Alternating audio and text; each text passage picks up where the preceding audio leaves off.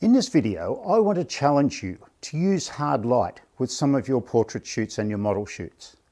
Hard light is not an easy thing to use. It takes a lot of practice and it takes a lot of failures to be comfortable with using hard light in your work. I'll tell you about the pros and the cons of using hard light with your people photography. The thing that I love about hard light is that it gives me impact in my images. It gives me contrast. It gives me deep shadows and it gives me drama in my images in a way that soft light doesn't do very well. The difficult thing for a lot of photographers when using hard light is that you need to embrace the shadows. Shadows have become something that photographers don't like. They try to avoid shadows as much as possible. But shadows are a consequence of having light. It's a fact of life. It's a fact of photography.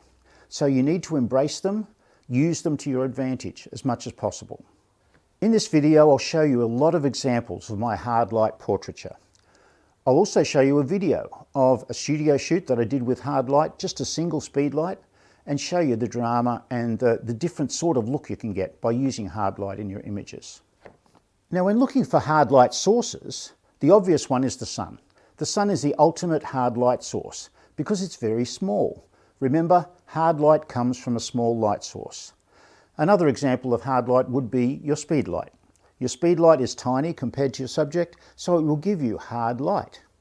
You could use LED light. As long as it's small, the light source is small, you're not going to soften it or diffuse it in any way. That hard light is going to give you those shadows, give you the drama, give you the contrast that separates your shots from soft light images. I'm a people photographer, so my clients usually get nice soft light images because it's flattering. It's easy to make somebody look good when you're using soft light. When you're using hard light, it's a little bit more difficult. The placement of your subject is much more critical. The placement of your light, the way you use those highlights and shadows. So I love to experiment with hard light whenever I get the chance. As I've said before, hard light comes from a small light source. The sun is the ultimate small light source because it's tiny in relation to your subject. It shows very distinct, sharp shadows. A soft light is a light that comes from a larger light source, so it wraps around your subject more. The shadows are a little bit less distinct, they're less sharp, they're more even. They tend to be less contrasty. So it's a much more flattering light, generally speaking. There are a lot of in-between lights. It's not just hard light and soft light. We can have light that's a little bit hard, a little bit soft. We can mix soft light with hard light. So the permutations are endless. But in this video, we're talking about the hard light end of the scale. So a couple of issues that people have with hard light. As I said before, hard light throws distinct shadows. Hard light gives us high contrast, which can be a really good thing or a really bad thing. Hard light will show texture in surfaces. If hard light's glancing across the surface, it will show the texture of that surface. Also, it tends to increase specular highlights. Those little light areas that we have on our forehead, on our nose, on our chin. Sometimes in portraiture, hard light tends to exacerbate those specular highlights, which makes it a little bit more difficult in our post-processing to get rid of them. Now, I use hard light in the studio, as you'll see with the shoot that we're going to show you with Louisa, but I also use hard light on location. And the thing that I often use hard light for is to separate my subject from the background. I don't particularly like throwing my backgrounds out of focus. I like to show my backgrounds in the image, but I don't want the background to take over from my model. So I separate my model from my background using light, particularly hard light, because your eye is attracted to that contrast, to the shapes, to the texture in that hard light, and that separates my subject from that background. There are no real specifics when we're talking about lighting in photography. As I said before, we can use soft light. Many of my clients and my models prefer to have that soft light because it's more attractive. It flattens their features down. It gives that really nice graduation between the highlights and the shadows. So I use soft light for most of my clients when I'm shooting in the studio. Whereas hard light's a little bit more dramatic, a bit more difficult to use. So I use it for special occasions, for things where I want to make my shots stand out and have a bit more punch. One of the challenges we have when we're using hard light is the direction that the light hits our subject on. If we change direction with our soft light, we can move our light maybe a meter one way or the other. It doesn't affect the look of our image very much. It doesn't change the way the shadows fall a great deal. But hard light will dramatically change how those shadows appear on our subject by just moving it 4 or 5 centimeters one way or the other. It will change the way that light hits your subject. Or moving your subject around one way or the other. It's going to change how that hard light looks on their face. As you'll see in the video that we're about to show you, most of the time when I'm using hard light, I'll face the model's nose directly towards the light. If that hard light is coming directly onto her face, it gives us a more of a beauty light look, that direct frontal light on her face. Even though the light may be right of camera, if we turn the model's nose directly at that light, we get that frontal, glamour, beautiful light on her face, and then we can turn her body or her limbs or her pose in different directions to change how that light falls across her.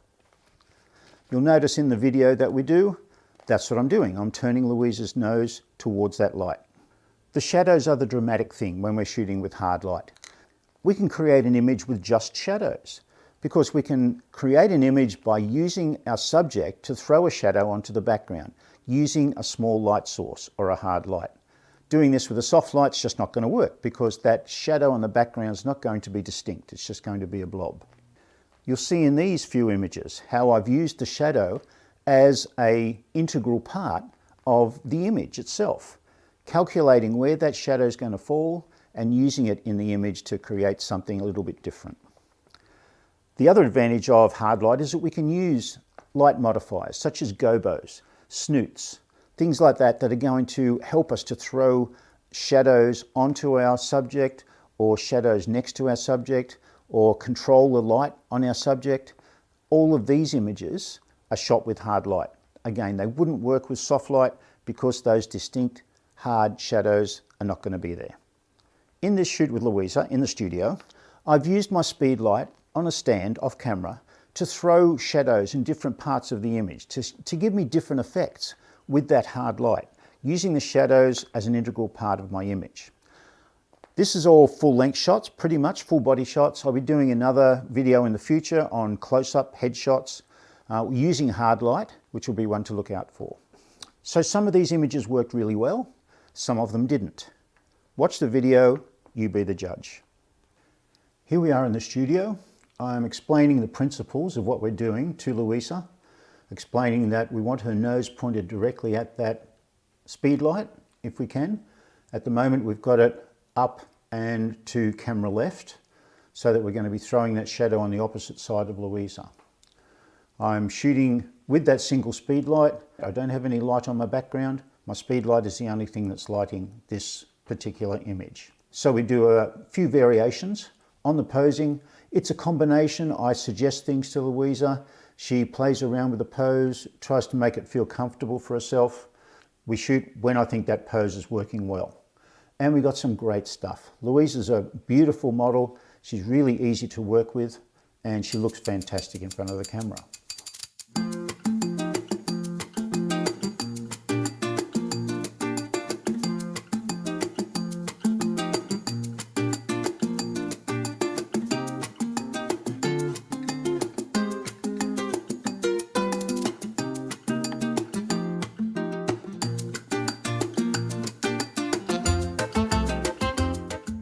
Then I move the speed light a little bit further around to the front so that that shadow will be more in my image. Previously it was off to the side to camera right, now it's a little bit more in my image. It's still up high, so it's still throwing that shadow in behind Louisa down low. So it just gives me a different sort of feel to the shot. You can see how I can manipulate where that shadow is falling on the background by simply changing the position of my speed light.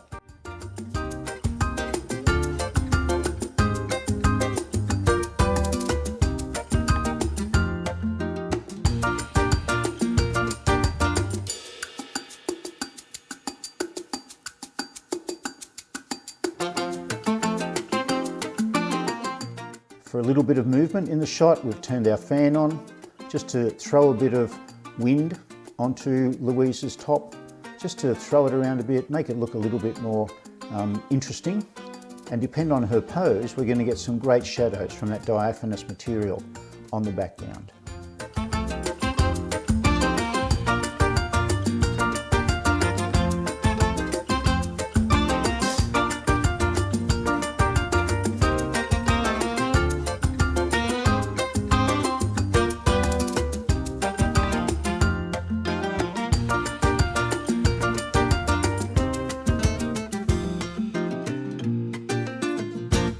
Again, I'm just suggesting things to Louisa to lift up the look of the shot, to change the pose, so that we get a variety of images.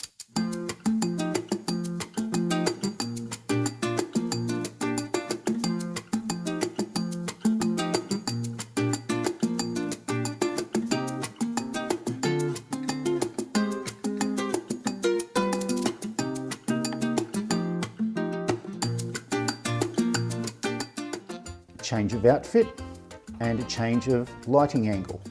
I've got my speed light down lower now, down at about waist level, aiming from the front onto Louisa, so it's going to throw a lower shadow on the background a little bit closer to her body. I'm trying to keep that shadow in frame as much as I can, because if it goes out of frame, I've lost it. I don't get the effect of that shadow. Now interestingly, if I move my speed light further back from Louisa, obviously that light would be less from the flash. I'd have to turn it up a bit, the power, but it would throw me a harder light on that background. It would give me a more distinct shadow. You can see this shadow that I'm getting is still a little bit soft because of the closeness of the light to Louisa, but it still works really well. And with that wind, with that fan, it just adds that little bit of movement to the shot too. I tend not to use the fan for very long when I'm shooting with this sort of style, because it does dry out models' eyes and it can be a little bit uncomfortable. Some people have a problem with the wind in their eyes, they feel it uncomfortable, so I try to do it as quickly as I can or turn it on and off between shoots.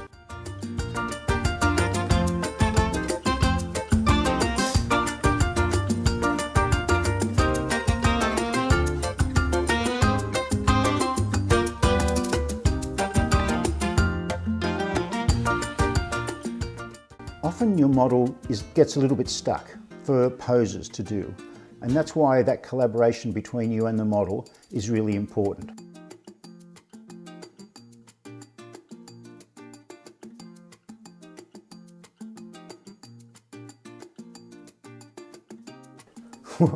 Oh, she nearly fell over. So if you can suggest things to her, she may just have run out of ideas. Just suggest something to her, to crouch down or to turn around or to have her hands above her head or something like that, just so that it gives her another option and she can work around a few different poses around that particular instruction. Now we've moved our flash around 90 degrees so that it gives a totally different look. We've got that hard light coming from camera right, lighting Louisa down one side of her body and the other side's in shadow. We're not getting the shadow on the background because it's off to camera left, but it just gives us a different style of image. That hard light coming from the side, you'll notice Louisa's nose is still pointed mostly towards that light.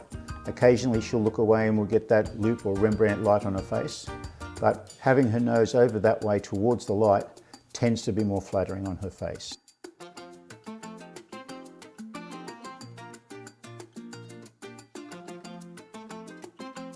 Another clothing change, we've got the flash left of camera and up high, so that we're going to be throwing that shadow a little bit lower on the background. Similar sort of style of shot, we want a bit of variety in the shot, we've got a little bit of wind blowing in there.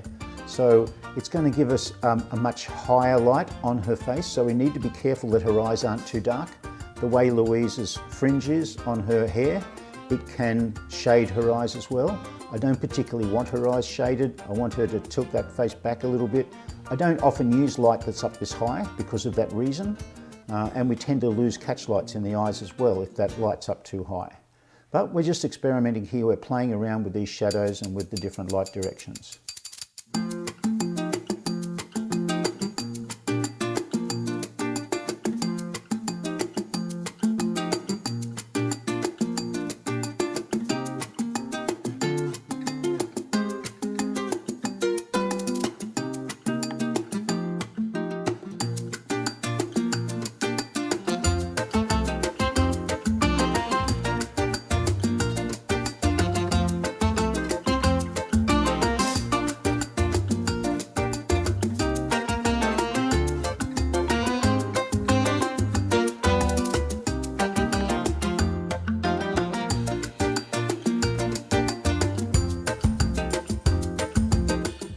change of outfit now, and we're using this light a little bit more radical now.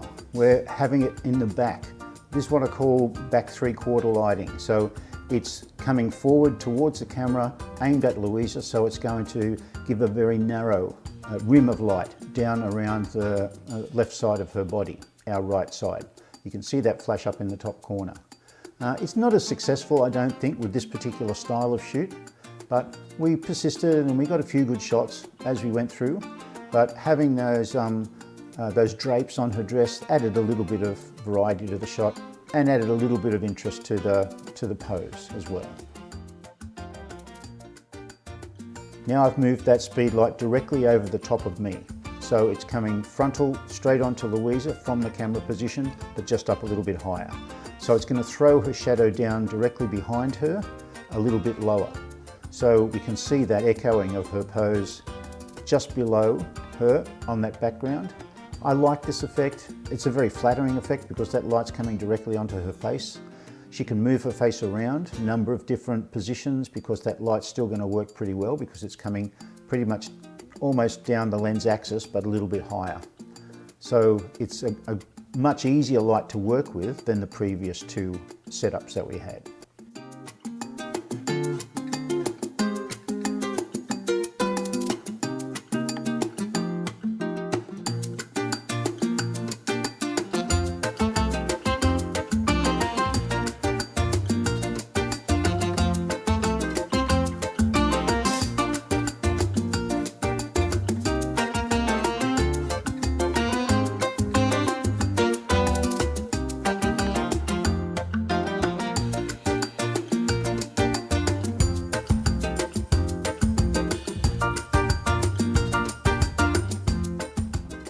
So that's it. We did a few variations in this shoot. We got some great shots, we got some average shots. Tell me what you think in the comments. So I hope you learned something from that shoot. I'll be making more videos on hard light in the future. Please feel free to comment whether you liked the images or you didn't, maybe some suggestions for future shoots. I'm always happy to get your comments and I respond to them all.